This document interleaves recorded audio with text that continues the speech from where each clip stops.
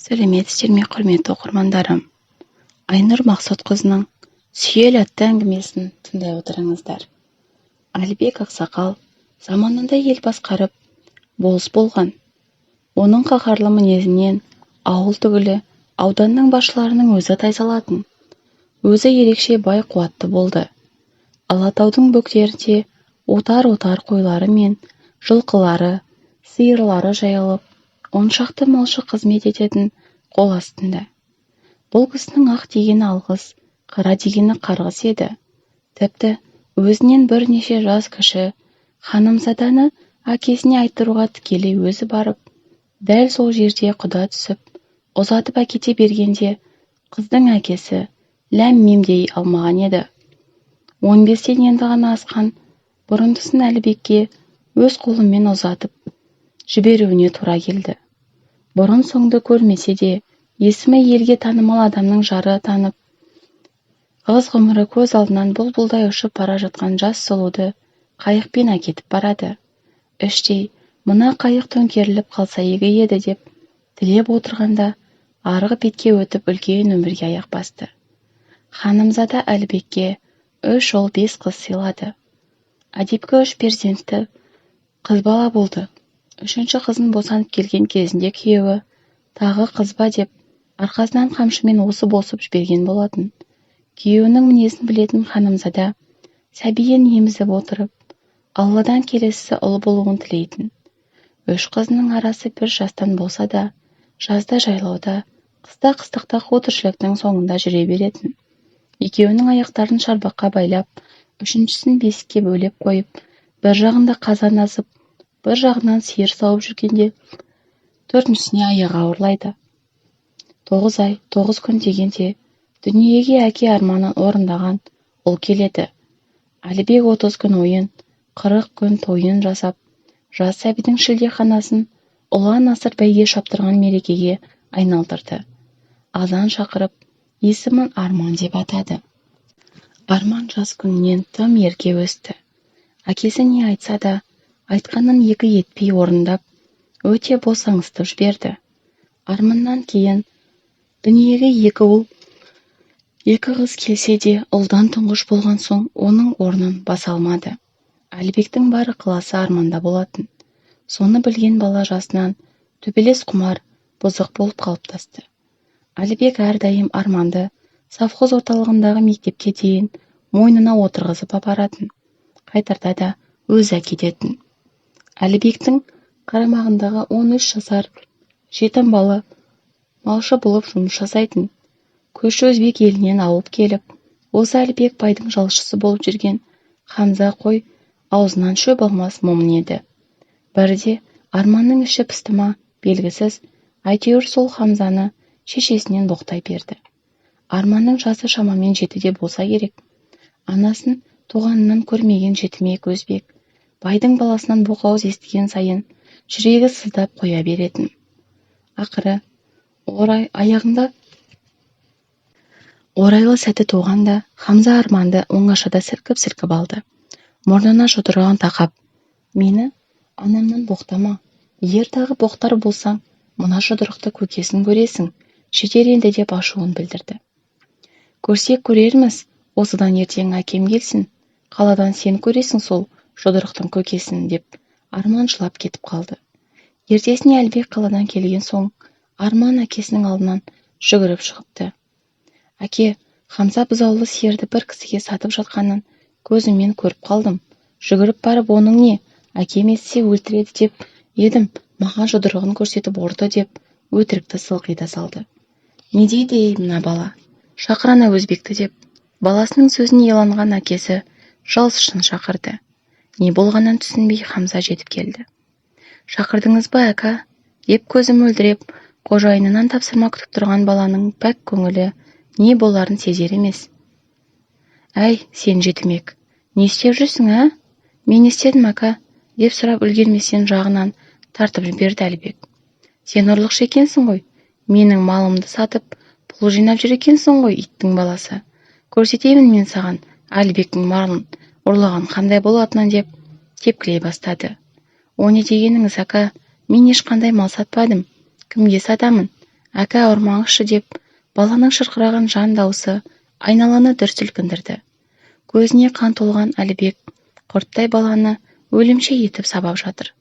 Ханымзада жүгіріп келіп араласпағанда өлтіріп қояр ма еді, кім білсін. Отағасын әзер дегенде үйіне кіргізіп әкетті.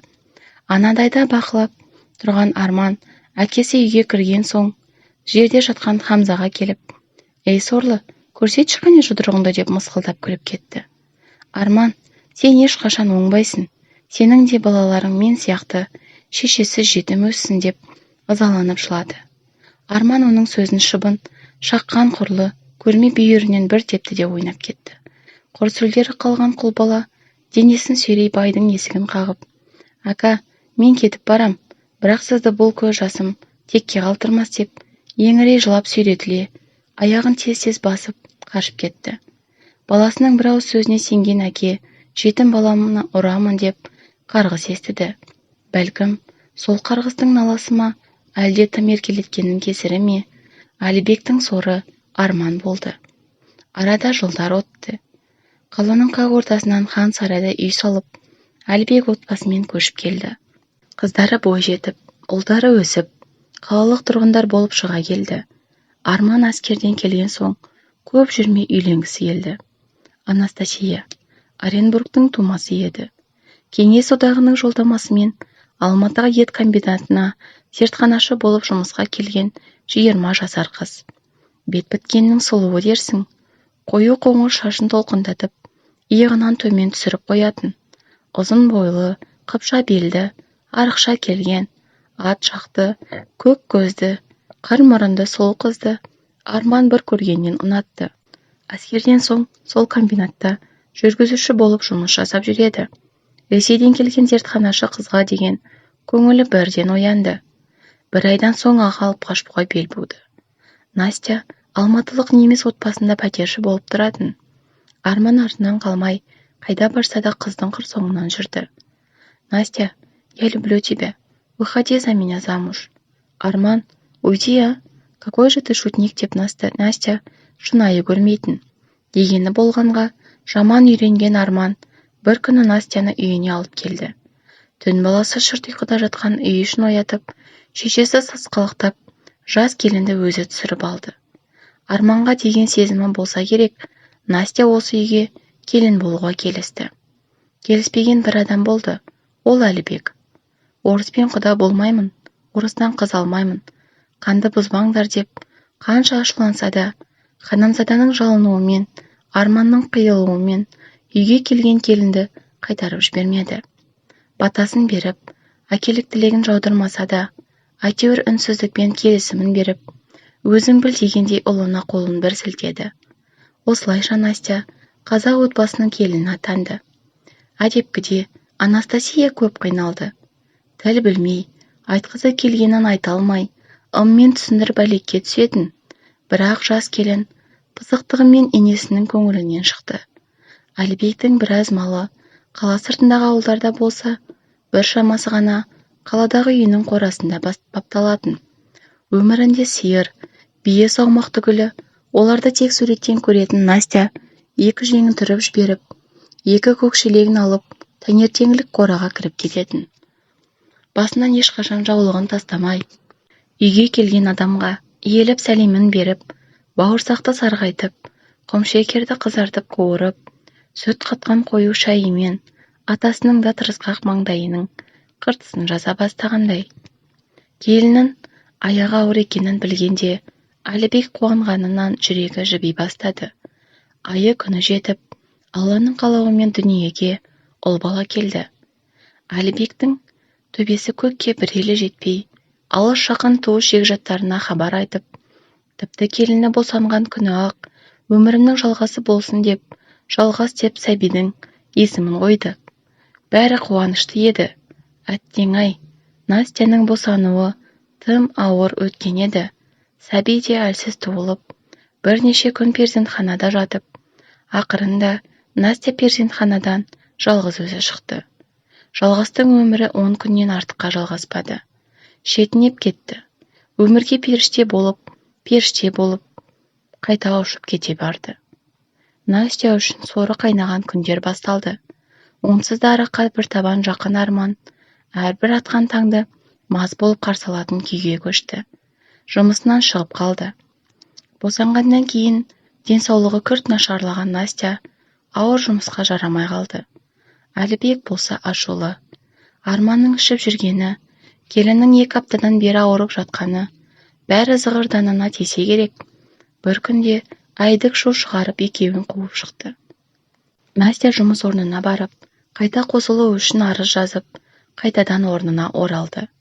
Арман болса, сол жүргенімен жүре берді. Біресе біреудің машинесін шұқылап, біресе электр бағандарын жөндеп, әйтеуір 5 сом тиын тапса, жартысынан көбін араққа жұмсайтын. Жалғыз Настяның айлығына екеуі күн көрді. Пәтерақы да, азық-түлік те келіншектің мойнында болды.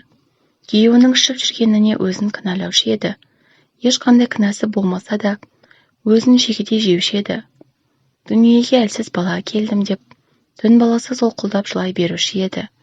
Талдырмаш ғана тұлғаның, өзінің де өң бойында еш қуаты қалмады.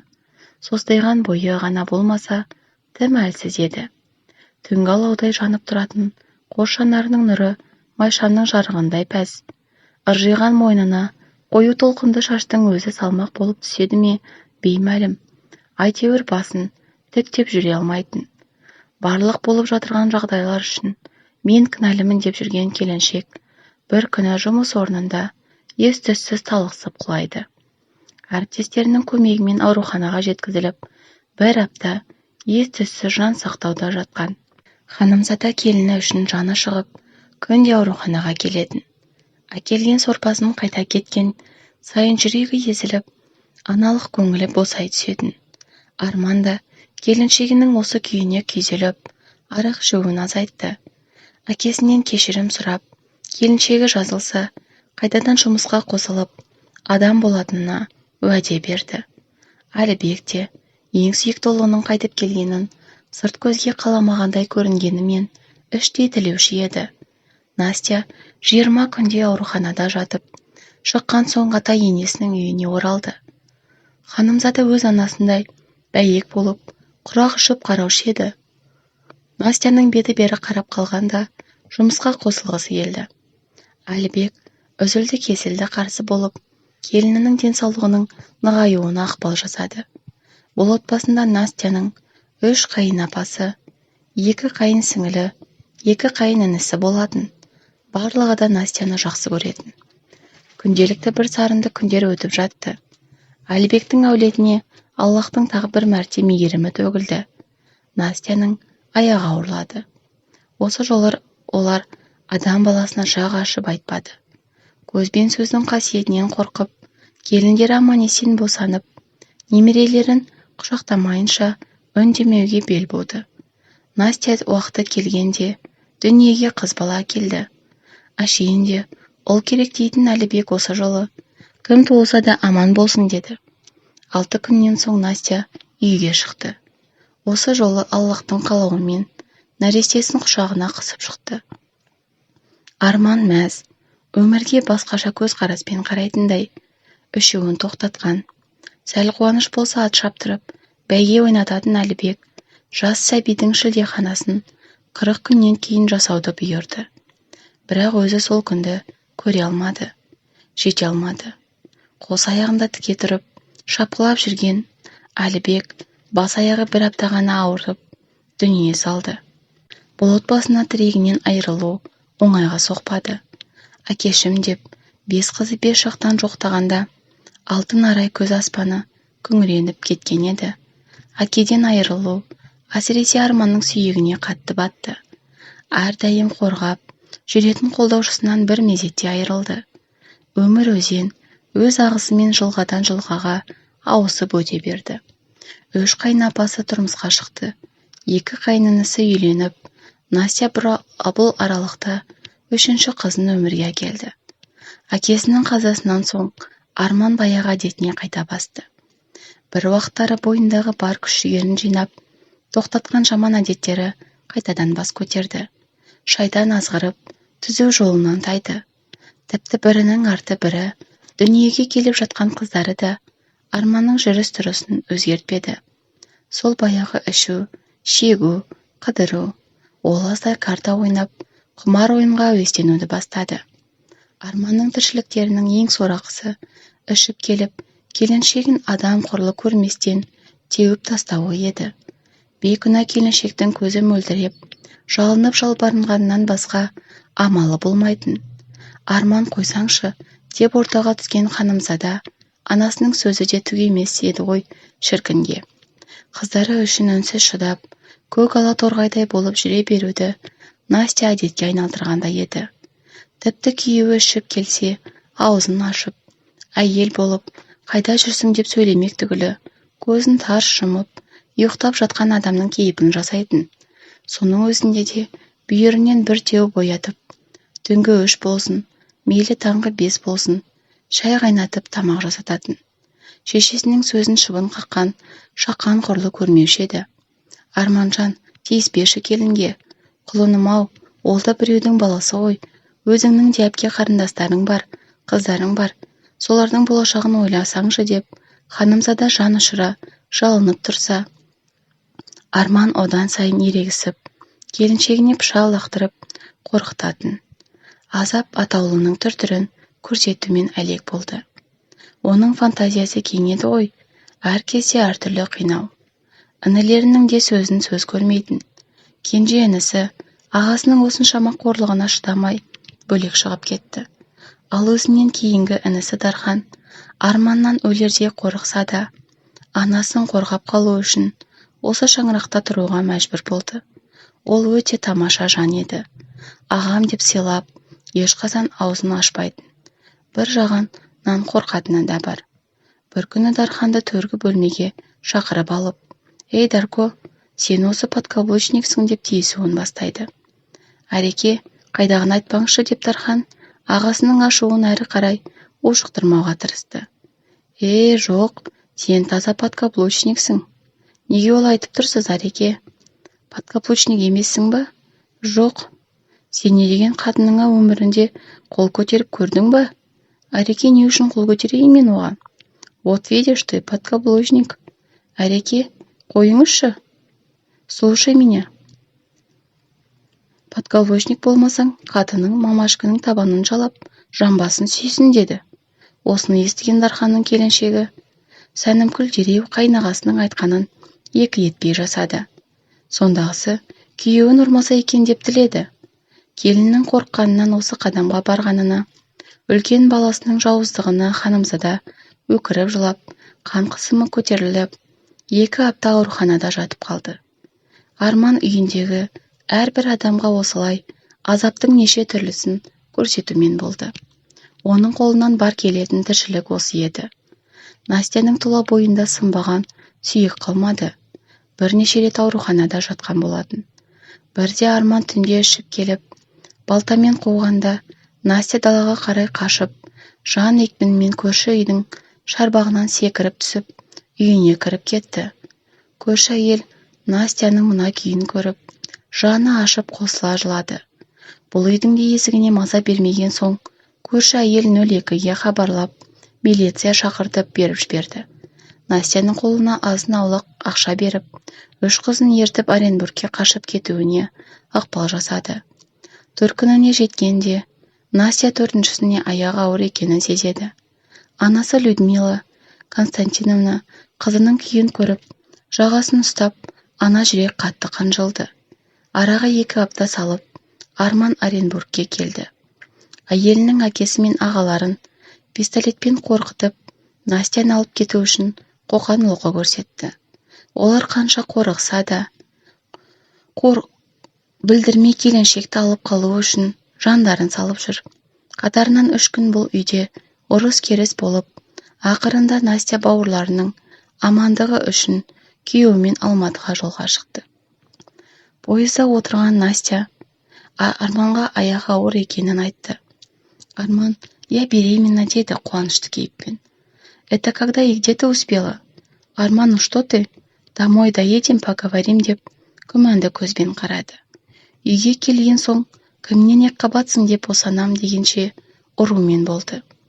Настяның ішіндегі бала өзінікі екеніне кәміл сенімді. Дегенмен оған тек сылтау керек. Ұру үшін сылтау керек. Бірде тіпті ауладағы жертөлеге қамап қойды. Қыс мезгілі. Түнде мас болып келіп, шырт ұйқыда жатқан келіншегін оятып, кеңірдегіне пышақ тақап, ауылдағы жертөлеге түсіреді. Настя тек іш көйлекпен жалаң аяқ жертөледе отыруға мәжбүр. Арман әбден концертін қойып болған соң, ұйқыға кеткенде екі қайын сіңлісі мен енесі жүгіріп келіп, жертөлеге түсті. Настя сілейіп тоңғанына қарайып кеткен. Енесі араға келіп, денесін сылап, қыздар ыстық шай, тамақ беріп, жылы киімдерін қалдырып, енді ғана шығып келе жатқанда Арман көріп қойды. Шешесі де, екі қарындасын да түн ішінде қақаған суықта қар үстіне жалаң аяқ қинап тұрғызып қойды. Неткен жауыздық десеңізші. Настя жертөледе 3 күн қонды. Енесі қорықса да тамақ шай тасып тұрды. Қар үстіне бір сағат жалаң аяқ тұрғанынан өзі де ауырып қалса да, ана жүрек бейқам қарай алмайды ғой. 3-ші күн дегенде Настяның толғағы басталып, жан ұшыр айқайын әрдайым құлағын терезе тұрып жататын Ханымзада естіп, жедел жәрдеммен перзентханаға жіберді. Әбден әлі кеткен Настя толғаққа шыдай алмай талықсып кеткен. Қан қысымы төмендеп кеткен. Өзі әлжуаз, денесінің бәрі көкпен бет келіншекке. Дәрігерлер барынша жағдай жасап, кесіртілігімен 4-ші қызына өмір сыйлады. Бөлімшенің бас дәрігері Настяның денесіндегі гематомаларды көріп, соққыға жығылған жан екенін айтпай-ақ ұқты. Настя өз-өзіне келген соң дәрігер жағдайын сұрай отырып, «Анастасия, сіздің денеңіздегі көгерген іздерді көрдім. Бұл тегін емес екенін түсініп тұрмын. Кімнен осыншама соққы алдыңыз?» «Ешкімнен, сиыр сауып жүргенде құлап қалдым, доктор». «Настя, мен 5 жасар бала емеспін. Сізге көмектескім келеді. Рұқсат беріңізші. Милицияға хабарлайын. Күйеуіңіз болса, жауапқа тартылсын. Әйел адамға, оның үстіне аяғы ауыр келіншекке зорлық-зомбылық көрсетуге ешкімнің құқығы жоқ. Сіз түсініңізші, сізге еш нәрсе де болмайды». «Доктор, менде бәрі жақсы. Уайымдауға себеп жоқ», деп Настя жылы жауып қоя салды. 10 күннен соң перзентімен Настя үйге оралды. Денсаулығы күрт нашарлап, баланы емізуге де әлсіз болды. Ханымзада ешкінің сүтімен немересін қосымша тамақтандыратын келіннің қасына алып жатып, түнімен күтіп баптайтын. Арманның жүргені сол жүрген. Карта ойындарына кіріп кеткені сонша айлап үй көрмейтін. Інісі Дархан ағасын іздеумен әлекке түсіп жүруші еді. Настя босанған соң араға 1 жыл салып, келіні Сәнімгүл де босанды. Тұңғышы қыз еді, екіншісі ұл болды. Дархан көптен күткен қуанышының қарқатын көре алмады. Көктемнің жанға жайлы самалды кештерінің бірі. Түн баласы төсегінде жата алмаған Дархан есік алдына көшеш бетке шылым тартуға шыққысы келді. Орнынан тұрып бара жатқан күйеуіне, «Дарко, қайда барасың?» деп Сәнімгүл іші бір нәрсе сезіп жібергісі жоқ. «Қазір келем, Саниюш, ұйықтай бер. Шықпашы далаға», деп келіншек қояр емес. «Бір тал шылым тартамын да кіремін, жата бер деймін, не болды саған?» «Білмеймін, жүрегім тыныш емес», деп келіншек амалсыз жіберді күйеуін. Әйел адамның махаббаты неғұрлым берік болса, сезімталдығы да соғұрлым дабыл қаққыш болады екен. Әттең-ай, Дархан келіншегін тыңдағанда ғой. Есіктің алдына шыққаны сол еді. 5 минуттан соң тарс еткен мылтық дауысы бүкіл көшенің бойындағы үйлердің шамдарын жақты. Бала емізіп күйеуін күтіп жатқан Сәнімгүл не болғанын бірден түсінді. Енесінің Бөкебай орамалын иығына іле сала, аяғын тез-тез басып сыртқа шығып барады. Іштей, «Мен қателесіп тұрмын» дегенді қайталап барады. Аулаға шығып, күйеуін бірнеше рет атын атап шақырып еді, үн жоқ. Амалсыз көше бетке шығуына тура келді. Шарбақ алдында состиып жатқан күйеуін көргенде есінен танып қалды. Дарханның өлімі кездей соқтық. Карташылар көп қақша қарыз болған Арманды біраз уақыттан бері аңдып жүргендер Дарханды Арман деп ойлап, ту сартынан оқ атады. Бұл оқ Арманға арналған еді. Қапияда жазықсыз жан көз жұмды. Дарханның жерлеу рәсімі өткен соң, Арман ішіп келіп үй ішіне кезекті концертін көрсетті. Ешқашанда күйеуіне қарсы шықпайтын Настя осы жолы шыдамай ойындағысының бәрін айтты. Арман, жетер, осы уақытқа дейін көрсеткен азабыңа тойдық. Сенің кесіріңнен Дархан дүниеден өтті. Ол қызының рахатында көре алмады. Сен неменеге жаныңа шығып тұр? Не Дарханмен ойнас құрып жүрмедің? Жап аузыңды, ойына келгенді айта берме дей бергенде Арман жағынан салып қалды. Анадай жерге ұшып түскен келіншекті әрі қарай тепкінің астына алды. Бесікте шырылдап жатқан бір жасар қызының да жылағанын қарар емес. Арманның көзі көрмей кеткені сонша, бесікті алып қабырғаға жіберіп ұрғанда, Настя перзентінен айырылдым деп ойлап қан қысымы көтеріліп кетті. Дереу жанма-жан ұмтыла бергенде, арғы бөлмеден Ханымзада келіп, табалдырықты бесіктен немересін шешіп алып, келінімен қоса өзімен әкетті. Арман отырған күйі отыр. Солқылдай жылаған Настя қызының денсаулығын уайымдай ұйқыға кетті. Настя сол күні ұйқыға кетер алдында көрген келбеттерді енді қайта көрмеді. Қызының жылаған даусынан оянған келіншек бөлменің іші осыншама қап-қараңғы болып тұрғанына таң қалды. Түн ортасы екен, қызын төсекті сипалай іздеп жатыр. Енесімен Сәнімгүлді ас бөлмесінде сөйлесіп отырғанын түсінер емес, анадайға аунап кеткен қызын тауып алып емізіп жатып қайта ұйықтап кетті. Кенет құлағына енесі мен Сәнімгүл даусы анық естіліп, Настя, тұрмайсың ба деп енесі оятып жатыр. Көзін ашса түн ортасы. Мама, неге ұйықтамай отырсыздар? Қарғам-ау, сағат 10 болып қалды, тұрмайсың ба? Шайыңды ішсеңші деп енесі бейқам үнмен келініне жауап берді. Сағат 10, мама, неге үйдің іші қап-қараңғы деп Настя түсінер емес. Мама, мен ешнәрсе көріп тұрған жоқпын. Бұл қалай, мама? Қолымнан ұстаңызшы, мама. Қайдасыз сіз? Сәнімгүл, сен қайдасың? Жаны шыра шырылдаған келіншек бір түнде қос жанарынан айырылғанына көнер емес. Қайнынысы кенеттен өмірден озғаны бар, уайым қайғысы бар, бәрі жүйке жүйесіне тисе керек. Бір күнде көз жанары мәңгіге сөнді. Дәрігерлер стресс алғандықтан теп тұжырымдама жасады. Арманның ұрғаны ол үшін үйреншікті жағдай, ал нағыз стресс әкеліп, күйзеліске ұшыратқан жазықсыз Дарханның өмірден озуы. Бұл әлемнің 4 мезгілі, күздің күнгі сары жапырақты, қыста жапалақтай жауған қарды, көктемде алғаш рет бүр жарған гүлдерді, жазды күні жарқыраған күн сәулесін көру келіншекке мәңгі арман болып қала берді. Ең сорақысы, қыздарының келбетінің көру мүмкіншілігінен айырылды. Дегенмен ана жүрегі шексіз қайсарлыққа толы ғой. 4 қыз үшін өмірмен күресуін тоқтатпады. Келіншегінің көзі көрмей қалса да, арман бір сәтке ұруын тоқтатпады. Шашынан сүйрей, бүйректен соққанда шапшағын келіншек талып қалушы еді. Сен маған масыл болдың, өліп қалсаң екен, көп болса Сәнімгүлді әменгерлікке алармын деп жұдырықтай беретін. Арманның арамза тілегі көп ұзамай орындалды. Сол күні Настя ерекше көңілді оянды. Әндете жүріп, енесі мен Сәнімгүлден бастап өзінің 4 қызын, Дарханның ұл қызын құшақтап сүйе берді. Сәнімгүлге сүйікті тағамын пісіртіп, сықылықтай күліп отырып ас ішті. Кенет кенже қызының шашын тарап отырып, жаным-ау сол, сенің шаштарыңды бір рет көрсем, арманым болмас еді деп, еңкілдей жылап, енесі мен қыздарын шақырап алып, қапсыра құшақтады. Мама, менің өмірім болып өмір болмады. Қыздарымның өмірі жарқын болсын. Сіз көмектесіңізші, апатай, менің түрім мынау ғой, қыздарымды оқытыңызшы, елден кем қалмасыншы.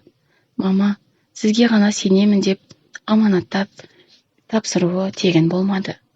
Таңертеңгілік ұйқыдан тұра қоймаған келінін оятқан Ханымзада, оның мұздай қалған денесін құшақтап еңірей берді.